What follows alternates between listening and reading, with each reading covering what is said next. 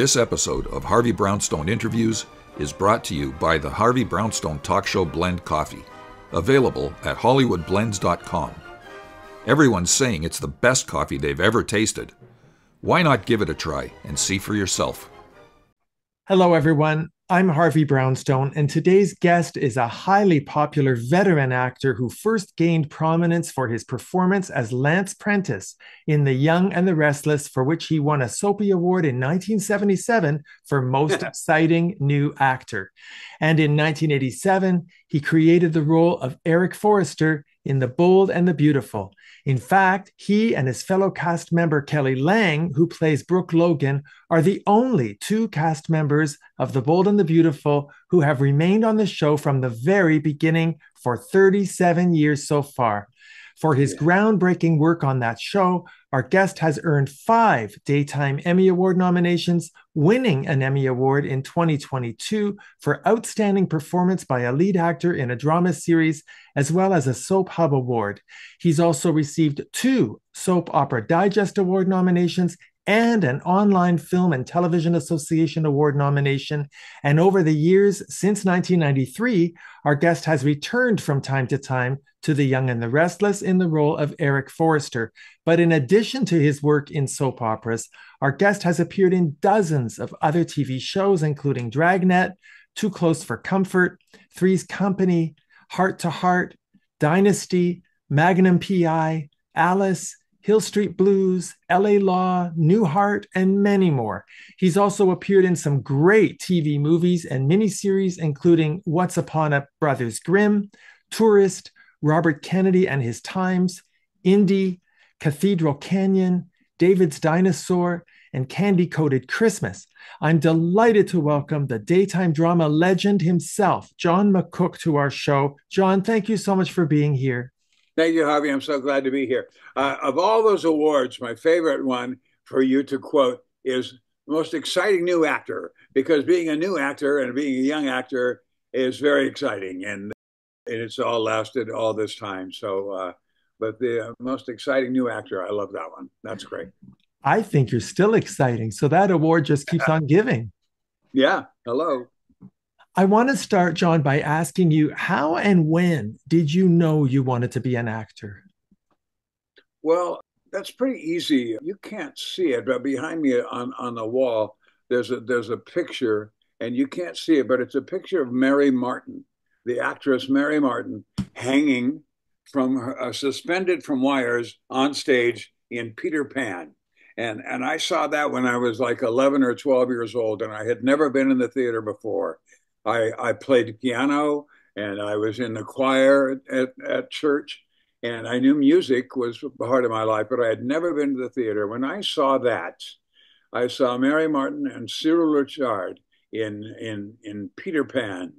And I thought, that's what I want to do. When I grow up, I want to be either Mary Martin or Cyril Ritchard.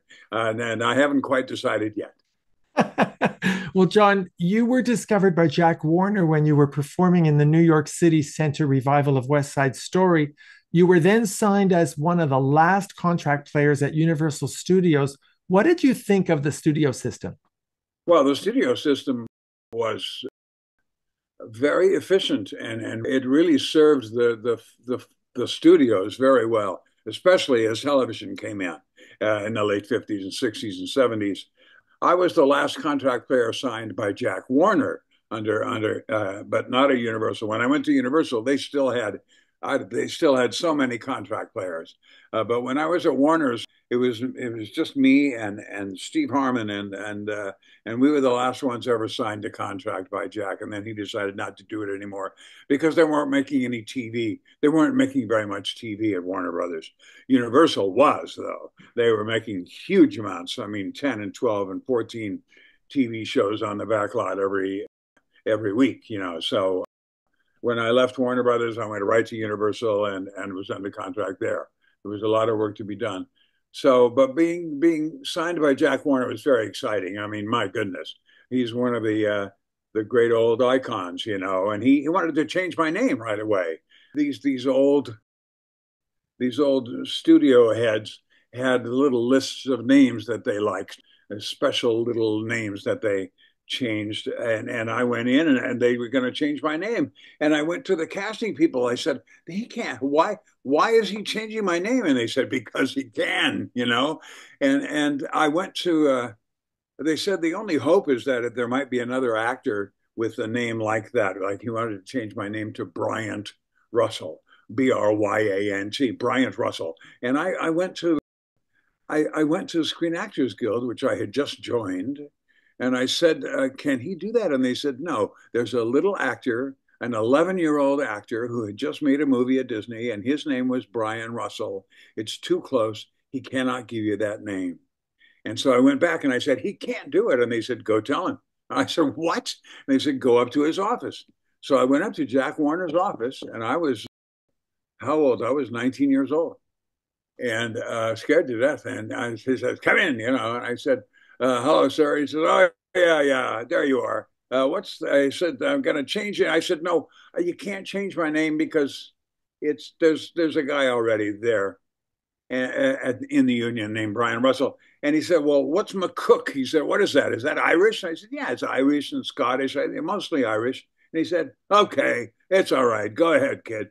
Get out of my, and that was it. It's the only time I talked to him. But he was kind enough to let me keep my name anyway. And that's how that was.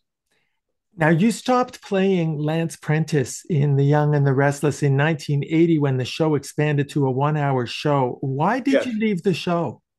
It was very amicable, by the way. It sounds like, we had left the show. The show was changing from half an hour to an hour. And in those days, my contract, your contract did not say, if it goes to an hour, you have to stay, and here's what your new money would be. I was not under an obligation by the contract to stay.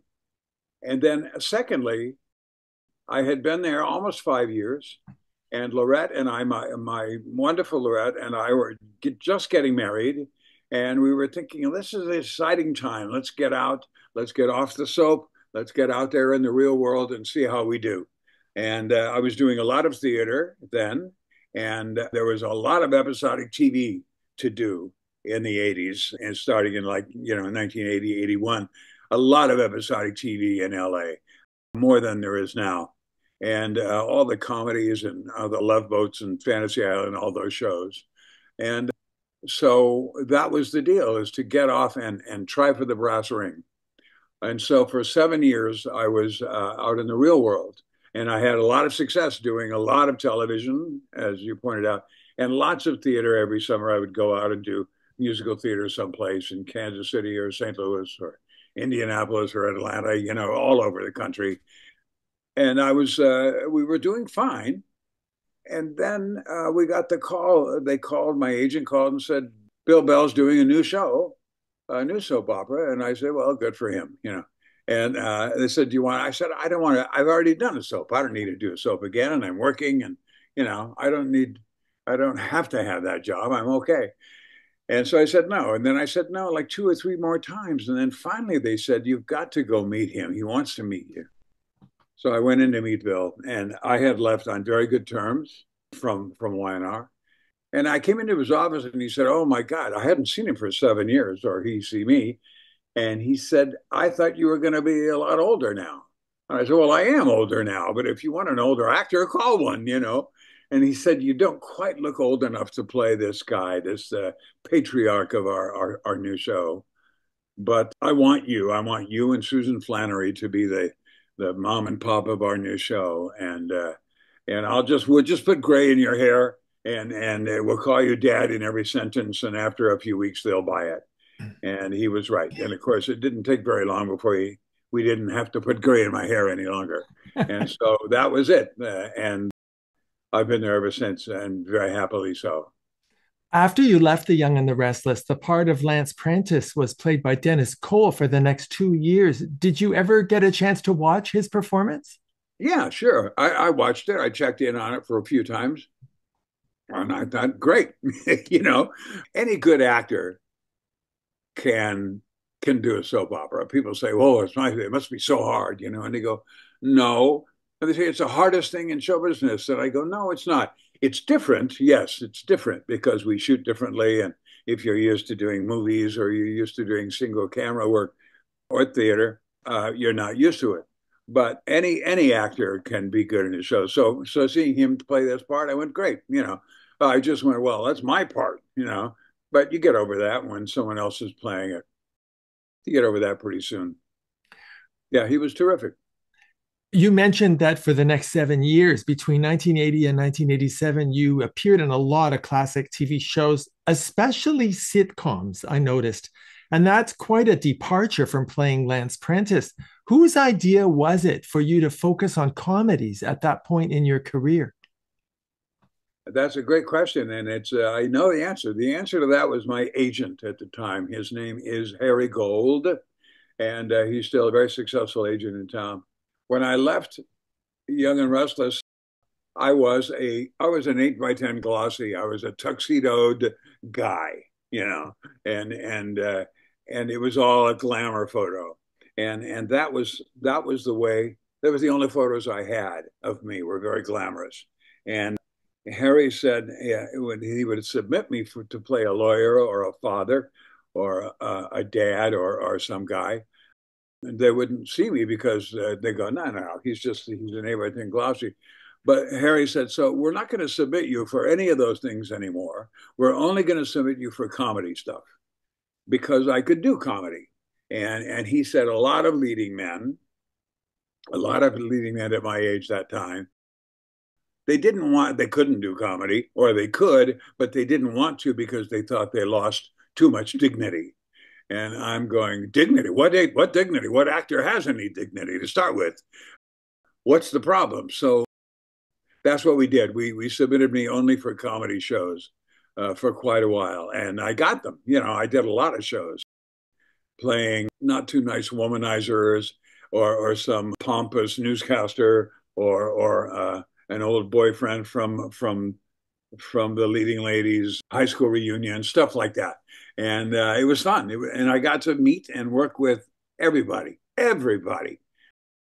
So it was joyous. It was a great time in my career.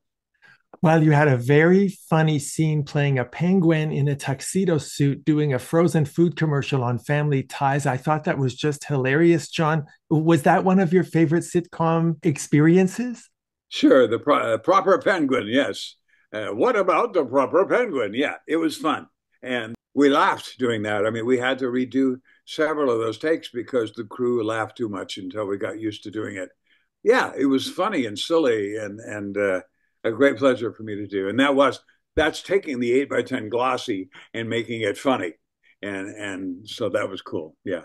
Yeah, I really enjoyed that scene. Of course, I have to ask you about The Bold and the Beautiful. You play Eric Forrester, the famous fashion designer and womanizer who married Stephanie Douglas 4 times and had 7 children and is affectionately referred to as Honey Bear. Do you like that nickname? Uh, Not particularly. We use it too much. That's our writers have a tendency if they like something, they put it in every sentence, and I've gotten over it. Actually, Honey Bear is an expression that Lorette had called me in our private lives, and then it came up in a script, and I didn't. Lorette thought, "Did you tell them that?" And I go, "No, I didn't say that. They just came up with it, and that it became the thing that Donna refers to Eric as Honey Bear. So I'm kind of over that. And now that we're back together and we're grown-ups now, and I'm trying to uh, maintain my elder status on the show, not just as the old guy, but as the man who owns the company and that he's a big businessman and so on. So I'm trying to get the relationship between Donna and Eric more adult than it was in the past, and we're working on that. Is there any aspect of Eric's personality that is similar to the real John McCook? Well, I would say sure. Yes, of course. I think that he finds his family the most important thing in his life. I agree with that. I think that I enjoy humor and use humor and silliness more than Eric does. And that's good because Eric would lose a lot of dignity. Here we go again with that word. If he were as silly as I tend to be. But But as far as any our similarities go, I always say, no, we're not the same guy. We wear the same underwear, but that's about it. And we never get to see it. No. Well, over the years, Eric Forrester has had a lot of interesting storylines. He's committed adultery, he's gotten into physical fights, he hit another character with his car, he accidentally shot someone, he committed fraud, embezzlement, and grand larceny. He's had a myriad of health problems, including temporary blindness, almost freezing to death after a plane crash, being poisoned and having a heart attack, a brain hemorrhage, and then nearly dying of what we thought was a fatal illness. Have you always been happy with the storylines for your character? Well, yes and no. I mean, yes, because I'm glad to have a storyline. Any actor is. I'm not. I haven't always agreed with where Eric goes as a character, but that's not my choice. And you know what? Here's where I feel about it. I think that Eric Forrester is I think he's a friend of mine. He's not me. But he's like this friend that I've known for a long time now. And I go like arm in arm with him into the studio, and we have our relationships with our kids and with our wives and with our women who are not our wives and whatever. I think of him as a friend, and so I agree with a lot of things that happen for him. I'm happy for him when he's happy and when things are going well. But when he makes mistakes and he makes bad decisions from time to time, and I see that. But and I hope he comes out okay in the end, and that's where I stand with Eric Forrester. So all of these stories, and for you to wow, for you to be able to list them in one long sentence is it's horrifying. But that's 37 years of really inventive, clever, and busy storylines that the show has written for me, let alone for everybody else. I mean, that's the thing. It's quite daunting when you consider that Brad Bell, who's our head writer and our executive producer, and all the writers, they have to come up with not only great stories, but then they have to write 8 and 10 and 12 scripts for every week of dialogue. And so I'm very glad not to be one of the writers on a show like this. It's incredibly demanding. Have you ever been given any input into your storylines? Not really. No. And actors who think that they want to go up and knock on the door and say, look, I have a really good album. I knocked on the desk and it made the dog bark. It's not a good idea to go up to the writer of a soap opera and give him an idea or her an idea, because if they use it, they won't give you credit. And if they don't use it, you're going to be mad that they didn't use it. So don't go up there with that, Now, there have been a few times when Brad has called me up to the office to give me a heads up about something that's coming. Not to ask permission, but to just let me know, here's where we're going with this. Are you comfortable with that? And so on. Shall we do that together? I think it's going to be cool. And I always say, yeah, great. Send me the scripts. A few times that he has called me up and given me that kind of a warning or that kind of a heads up. Otherwise, no, this is not, they don't pay me to be a writer on the show. And I wouldn't want to have that responsibility. I think it's very impressive that they care enough about you to approach you in advance sometimes. I'm wondering, can you remember the most challenging or difficult storyline for you, both as an actor and as a man? Well, I mean, the obvious one is this erectile dysfunction story that we did a couple of years ago. It's a sensitive area. That's one of the times that Brad said, look, we want to do this story, but we want it to be life. We wanted to turn his life upside down. And I said, okay, well, I thought about it. And he said, they did it years ago on Young and Restless, but it was kind of comedic. It was funny. And I went, well, it's not funny. I mean, it's a punchline. Erectile dysfunction is a punchline. A lot. And he said, no, no, no. And I said, look, I'm glad to do this. And he told me what Eric was going to how he was going to try to make it better with Donna and with with Quinn, with his wife at the time. And he said, "How do you feel about it?" I said, "It's okay. I'm glad to play it as long as he's not weak, as long as he's not, as long as he doesn't consider that a weakness. But I would rather Eric be angry about it and focused and wanting to take care of this and make this an okay thing." And he made some decisions and some choices that I didn't agree with. I wouldn't have done, but that Eric did, that I wouldn't have done. But it was a strong storyline for me to play. And it was not weakness, but rather a challenge for him. So that, that's the kind of conversation that I was able to, that I've been able to have with Brad from time to time. Right. And then this most recently, when Eric was dying and he didn't want anyone else to know, and he and Donna kept it from everybody for a long time. That was also, he was fearing, but that was feeling vulnerable. He went to a vulnerable place by then. He tried to be strong until he couldn't anymore. And then that was a very, it was a heartfelt story. It was wonderful to watch all our family, all the family members react to that. It's good to be able to talk about these stories before we play them. That storyline, when it looked like Eric was going to die, was there ever a point, John, when you worried that your character might be written out of the show? Sure. Like when I first turned the page and I went, holy cow, it's almost a comedy sketch. It's a Saturday Night Live comedy sketch. Old soap actor turns the page and sees that he's coughing up blood. And he calls the agent and he says, "What's the word on the street? What's going on?" I mean, it's almost funny. But Brad right away said, "Don't say anything to anybody because it's going to seem like Eric's going to pass away. And we're going to believe that. And we'll have a Christmas miracle," he said, "or we'll do something like that. It'll be fine. But we're going to stretch it and stretch it." And we did. And I was getting all kinds of messages online and in the mail. Congratulations on your retirement. We're so glad to see how you're leaving with such a wonderful story. And congratulations to you for all these years on the show. People believed I was leaving. Yeah. We never said the word retirement or that John McCook's leaving the show. We never said that. No. But it's nice that you knew deep down that you were not leaving. Well, yeah.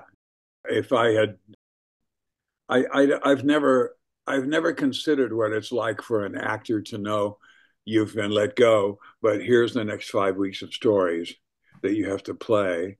I've never considered that. Now, of course, at that point you go, well, I'm not, they can just take this job and they can, you can say whatever you want to say with anger or fear of what's coming in the future.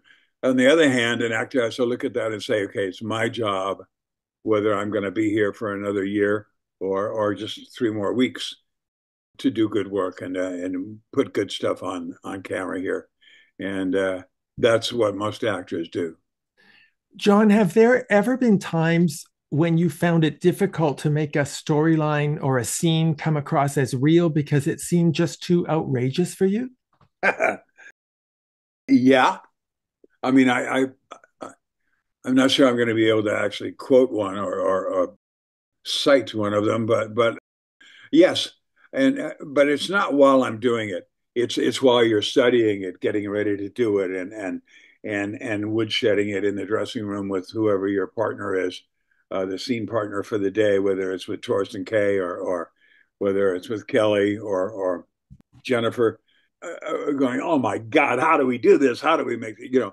And it's up to us. We have to find a way to take what we think is not believable or silly or too far-fetched. Yes, too far-fetched. Nothing's too far-fetched. We just have to find the reality, back up and find the reality. That's our job, right? That's the job. It's not your job to judge this. It's your job to make it as believable as possible. And that's a challenge sometimes. And that's what you're saying. You're talking about a scene where the challenge is the bigger challenge. It's a bigger challenge today than it is usually, when you see a scene like that. Well, you manage to do it every time. John, almost. When you work on the same show for such a long time and with the same people, sometimes for over 20 years, I would imagine that you get very attached to each other because you rely on each other so much to make the show work. Do your personal relationships with your colleagues on the show affect your acting when you're in a scene with them? Oh, absolutely. Absolutely. You know, you hit on you really touched on the essence of who we are together. We depend on each other 100% for our own work. It's very collaborative, of course, but it goes way beyond that. We are absolutely dependent on each other for good, solid scene work. And the beauty of doing a show like this is that we do establish real emotional connections with each other as actors, as professionals. You know, how's your family and what's going on with you, and if there's problems with your kids, or if there's a divorce going on, or if somebody's dating someone, and it's, you know, we know these things about each other. Not everything, but we know a lot of stuff about each other, and so we're emotionally connected before we even start doing our scenes. So when there's a scene to do where we need to touch each other emotionally, we know how to do that because we don't have to manufacture these relationships. We just have to reach into the real one and tweak it a little to make it whatever this relationship is on TV. Oh yeah.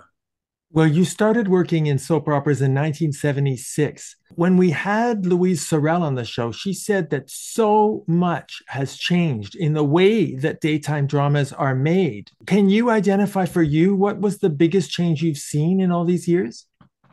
Well, yeah, you know, when I first started, when I went into Television City in Hollywood the first time and was going to do a soap opera, you know, and I was from the musical theater and from Vegas and stuff, you know.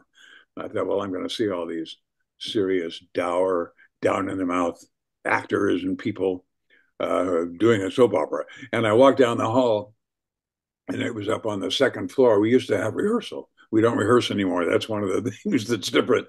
But I thought we were going to. I didn't think I was going to be in show business anymore. I thought, well, I'm going to be on a soap opera now.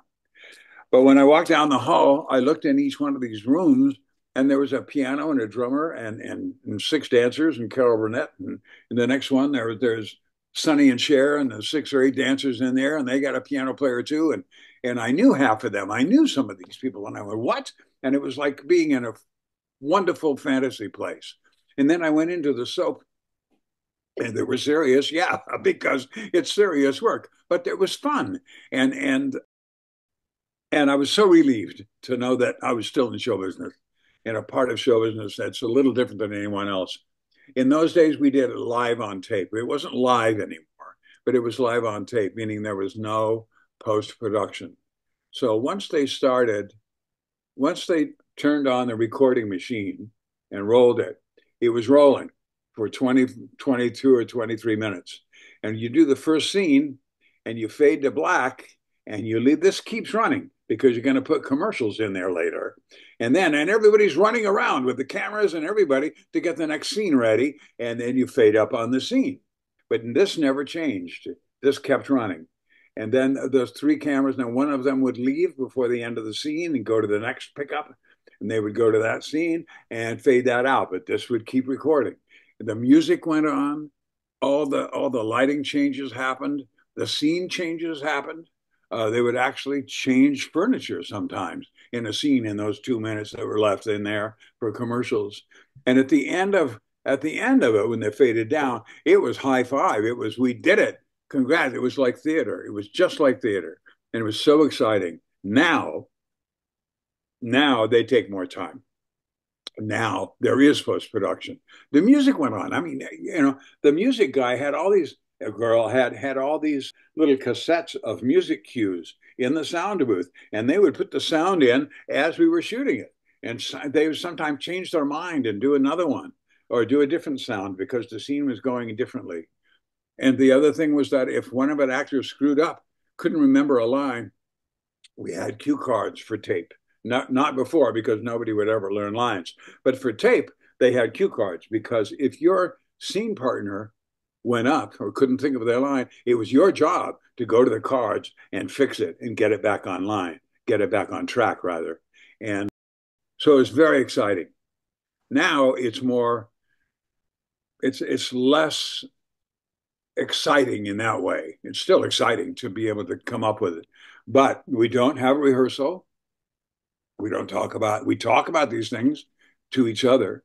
But when you go out there on the set from your dressing room or wherever you've been in makeup, when you go out there, it's time to shoot it. And we will run it over and we'll play it once and we'll shoot it and that's it and go on to the next one.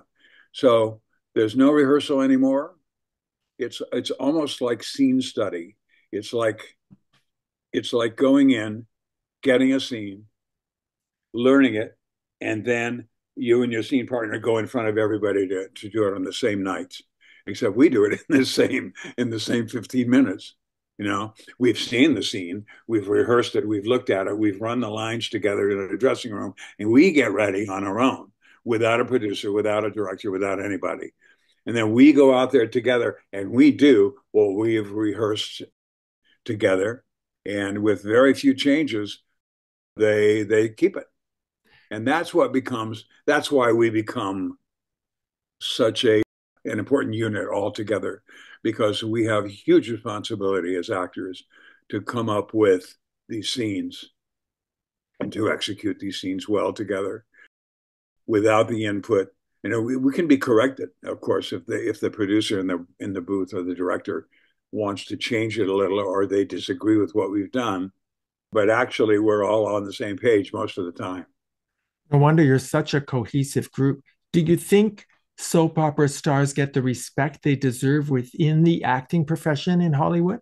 Yeah, I do. I think that any actor, any professional actor who works in our business, in television or film or theater, comes on a soap opera set, and sits there and observes. If they've never seen it before, they are amazed that it gets done so fast and we're moving on and you don't get to do it 2 or 3 or 4 times.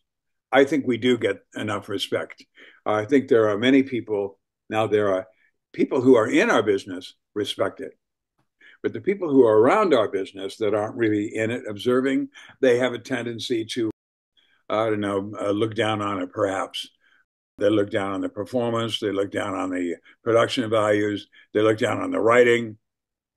And then you go, well, too bad for you. And so in my dressing room, I have years ago, I've had actors on our show say, we don't get enough credit. And I go, yes, we do. We get paid and we high five each other all the time. And so, but I asked the studio, some of the guys in the crew, I said, do you have any old applause signs, you know, from when it says applause up there for a game show or whatever? And they said, and they looked around, they didn't have any anymore. And I said, oh man, I want one for my dressing room. And they made me one. They made an applause sign. And I have a big applause sign in my dressing room. And that's for anybody that comes in there that they can see there's our applause for her. And it's in my room. I love that. Does it light up? Yeah, of course. It doesn't flash. It doesn't need to flash. It's just on. It's the first thing I do in my room. I turn on my applause sign. Okay, I'm getting one for my studio. I love that idea. You should have one. You know, John, I've heard you say in previous interviews that once you've memorized your lines and you know the dialogue, the key to delivering a great scene is to stop thinking about it and just immerse yourself in the situation. But do you find that easy to do if you have a scene with a lot of dialogue? No, I don't find it easy to do at all, but that's the objective. When actors who haven't done it very much come in, especially young ones, but even adult actors that have been around and are having a hard time wrapping their head around doing everything, I always say, don't get hung up on the dialogue. Don't make that your problem. Learn it because you got to do that. You got to learn it.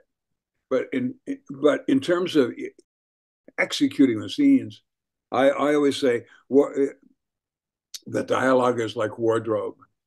It's what you're doing today. It's what you're wearing today. It's who you're being today. And no, it's not who you're being. It's just like putting on. That's what you put the dialogue on each other. But what we're doing is playing the scene underneath that. And if we're not doing that, if we're just doing the dialogue, then you can hire models to do that. You know, you can hire anybody to do that. If you're going to succeed on a soap, you have to stop worrying about the dialogue. And you have to figure out how to get yourself to a place where you don't worry about the dialogue. Now, sometimes there's a word in there, a phrase that you get hung up on, and you have to find some little trick to do. But you find that trick so you don't have to think about it. And that's all. You know, everybody says, "How do you do it?" I go, "Well, anybody can. If you're an actor, you can learn how to do it pretty soon. You know, learning dialogue becomes part of how do I look in the suit. You know." I don't think you give yourself enough credit for how difficult it is, but I want to take you back to June the 24th, 2022. After 4 Emmy Award nominations, the 5th time you finally won an Emmy. It's such a validation. I wonder if you can tell us, how did you feel when they announced your name that night? Well, that's exciting. You know, it's really fun to go. You have to remember these once a year, the Daytime Emmys and gather somewhere to do their show and to give out the awards. And the fun of it is seeing the other actors. I mean, we don't see each other. I don't rub elbows with the cast from Days of Our Lives or a General Hospital. Y&R, yes, a little bit because they're across the hall in the studio, but we don't see each other, and it's like high five, and it's how are you? Oh my God, and how are you doing? And how's your family? And that's the fun of it. So yeah, getting up, hearing your name, and getting up in front of the audience for that. It has to do not so much with this is validation for my work as an actor in this community and all that. It's not so much, it is that, but it's not so much that as it's validation for the story that you played last year, the wonderful story you got to play and the way it was executed. And it has to do with the scene or the scenes that you submitted when you actually submit yourself for an Emmy, which some actors don't like to do. But if they're going to do Emmys, I'm going to, you know, I want to be part of it. So it has to do with, yeah, my scenes worked well for me. They agreed with me that these were the scenes that deserved to be nominated. And so that agreement and that validation is the most important part. Well, the thing about daytime Emmys that make it really difficult to win, in my humble opinion, is that many of the voters probably don't watch your show. They're not familiar with the characters the way your fans are. So how do you choose the right scenes to submit to the Academy? Well, that's exactly one of the points about how you select a scene. You can't select a scene where, oh, look how cute he was. We know Eric so well, and it was funny that he reacted that way. That's just for the viewers that know you, or that they know a little bit of history that someone else doesn't know, and that's amusing to them, or it touches them in a way that it wouldn't touch a viewer that's never seen you before. So you have to be careful selecting scenes. You go, oh, the fans loved this one. I'll submit that, and you go, okay, yeah, the fans loved it, and rightly so. But you're showing the scene to people who don't watch you all the time. So take yourself out of context, take your scene and everything out of context and play it. Now, is it impressive enough? You know, is it a good enough scene? You have to be careful in selecting things, remembering who's going to be watching it. Yeah. Now, John, I'm sure you're aware The Bold and the Beautiful is broadcast in over 100 countries around the world. It's a massive success. You have fans literally spread across the planet. Is there anywhere you can go on vacation where you're not recognized? Yeah, mostly in LA. Because in LA, it's full of actors. You know, what makes me laugh is that sometimes I'll be in the market and somebody will have an older relative, their mom or their dad or somebody from Israel or from Italy or something, and they go, they see somebody from Bold and Beautiful in the market, and I always say, yeah, you're in Hollywood now. Of course, you're going to see actors, you know. it still is a great thrill to go to Milan or Johannesburg or Melbourne or Paris for that matter, and be walking down the street and have people know who you are. They're like, in some of these places we're like movie stars, instead of just soap actors, right? But yeah, but I've gotten past that, and I'm not going overseas as much as I did when we first started. We were going, we still do shoot overseas once or twice a year. We'll go and shoot in Monte Carlo or at Lake Como or wherever. But but at first we were promoting the show like crazy, and so we were traveling like mad for the first 5 or 6 years of the show to promote the show in Amsterdam, in the Netherlands, and all over. So I don't go over as much as I used to, but my goodness, it was always fun to go to Helsinki or to go to Oslo and have people so excited to see you, Yeah, Yeah, very I fun. think you're not just like a movie star, you're like a rock star. I want Yeah. to take a moment, John, and pay tribute to your beautiful wife, Laurette Spang McCook, who's a very talented actress, always remembered for her portrayal of Cassiopeia in Battlestar Galactica. And she's guest starred on many classic shows like Happy Days, The Dukes of Hazzard, Three's Company, many more. And I want to mention that last December, she and your son Jake published a very important book entitled The Cliffs of Schizophrenia, A Mother and Son Perspective, about how they navigated your son's mental health journey. How is Laurette doing, and how is Jake? Well, they're both doing great, and the success of the book has been a great shot in the arm for all of us, and for Jake and for Lorette too. They worked very hard on this book for a couple of years, and they finally got it published.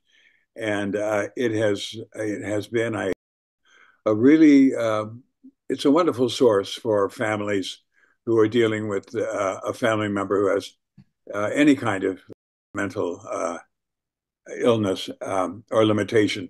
It has to do with, it's not a how-to book about schizophrenia. It's about mom and son. And it's about family and dealing with each other and helping each other. And I'm so proud of the work they've done.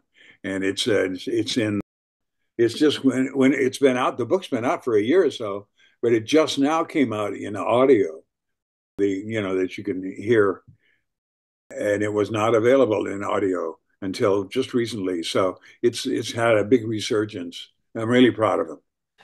Well, again, for the benefit of our viewers, the title of the book is The Cliffs of Schizophrenia, A Mother and Son Perspective, and I highly recommend it. John, when we had William H. Macy on the show, he said that he and his wife, Felicity Huffman, are each other's acting coaches. Is that true for you and Laurette?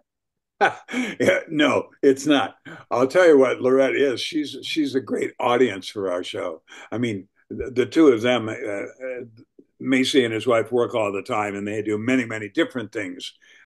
So they're always, examining new characters and a new script and pulling it apart. Yeah, that's an exciting part of being an actor too.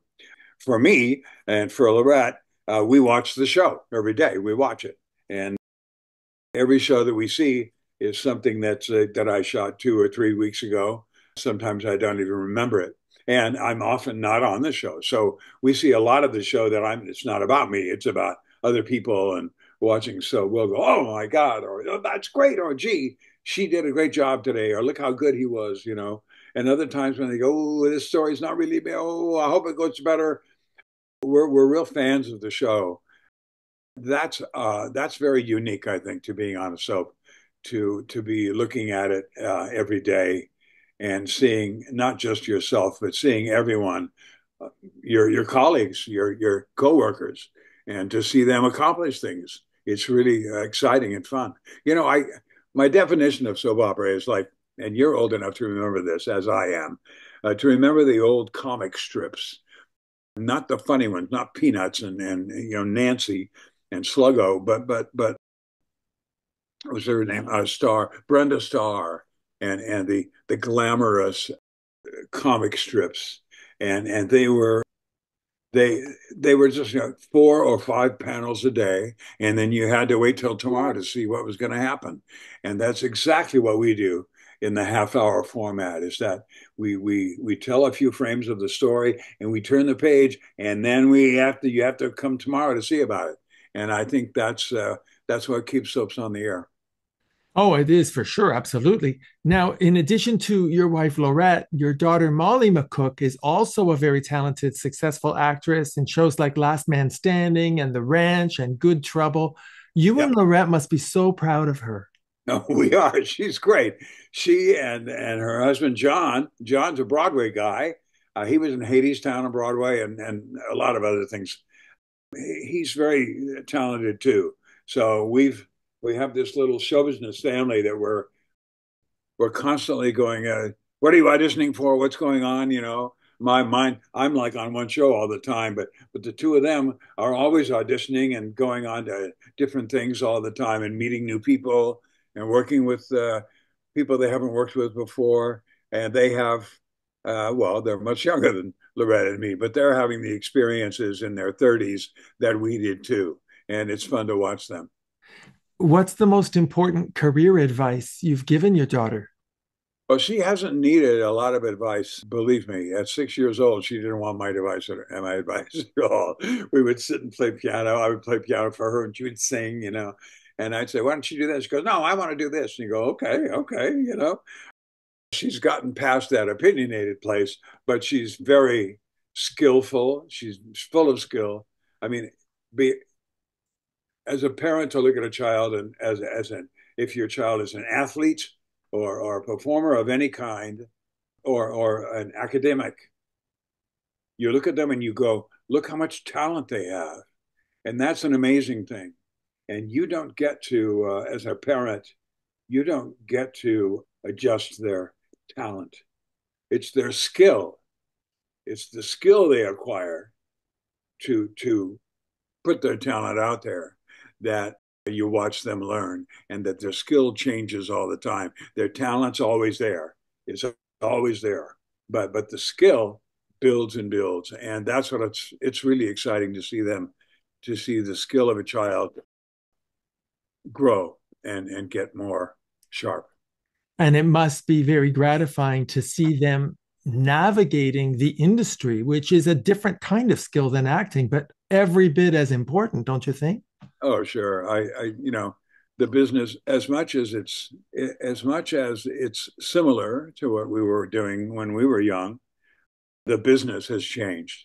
And being an actor in LA or New York City or anywhere is different than it was in the 80s and 90s. Auditioning, getting a show on network television is much more difficult. Uh, the contracts are different now. If you get a sitcom, you're not going to get 22 episodes. You're going to do 11, maybe 10 or 11. I mean, those things are different now. And I don't even know because I'm not in it anymore. I'm over here in my little place and it's secure and I don't have to audition. I don't. I haven't had an agent, even though I mentioned Harry Gold a while ago.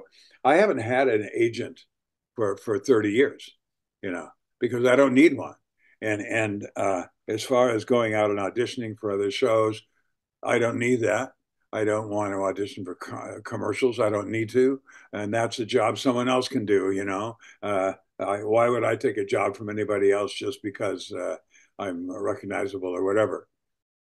So that's I'm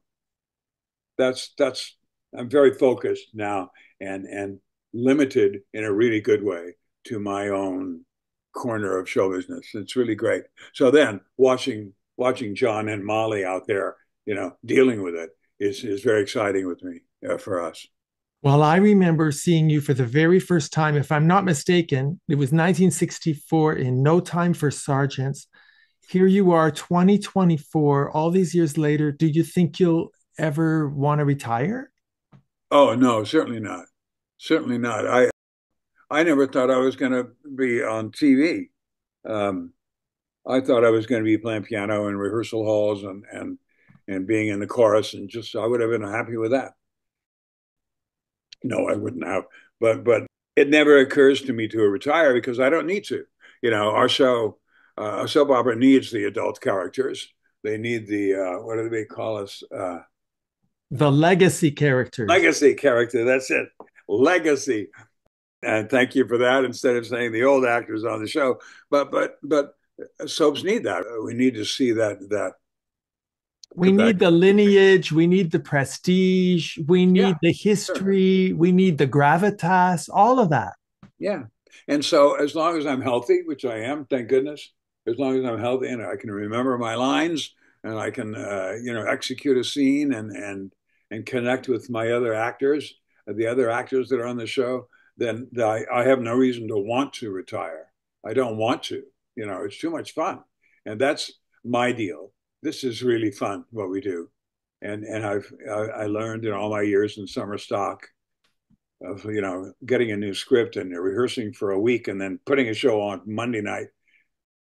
We haven't blocked my scenes. We haven't done it yet. And I remember once years ago, I was rehearsing outdoors in St. Louis at the Muni Opera Outdoors, big outdoor venue in the park in St. Louis.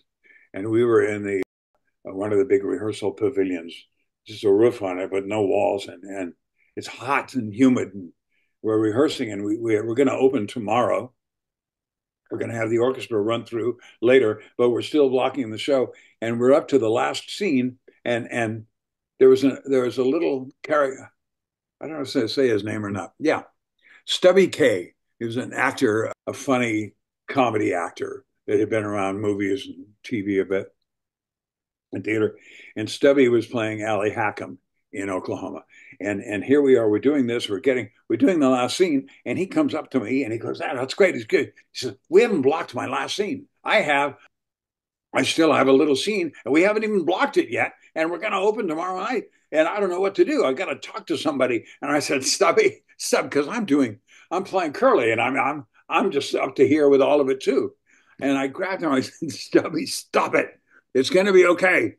This is fun. And if it's not fun, it's too hard. So let's enjoy this. Okay. We're going to be okay. And he went, no, you're right. You're right. And of course we got to block it and everything was fine. But all of us have those moments. We're not going to make it. We're going to be on stage and we're not going to know what to do. And in the end, it always turns out fine, so, and that's my deal. If this isn't fun, then you're having a hard time with this. Just pull back and enjoy it. It's really joyful. And that's the beauty of being on a show, any show, is that this is fun. Well, Mr. John McCook, if I had one of those applause signs that you have in your dressing room, I would be lighting it up right now. It's been such a pleasure meeting you and having this opportunity to chat with you about your life and your career. Thank you so much for taking the time to appear on our show. Sure. Thank you. It's my pleasure. Thanks for talking to us. Our guest has been the iconic actor and star of The Bold and the Beautiful, John McCook. My name is Harvey Brownstone. Thank you all for joining us. See you next time. Bye, Harvey. Thank you to my producer, Steve Silver, my managers, Rick Marcelli and Robin Bragg Marcelli at the Marcelli Company in Hollywood, my director of programming, Robert Monaghan, my PR directors, Eileen Shapiro and Jimmy Starr, and my entire team at the XPTV1 network in the UK. Thanks for watching. Be sure to check out all the great interviews on the Harvey Brownstone Interviews YouTube channel. Don't forget to subscribe and ring the bell to be notified when new videos are posted.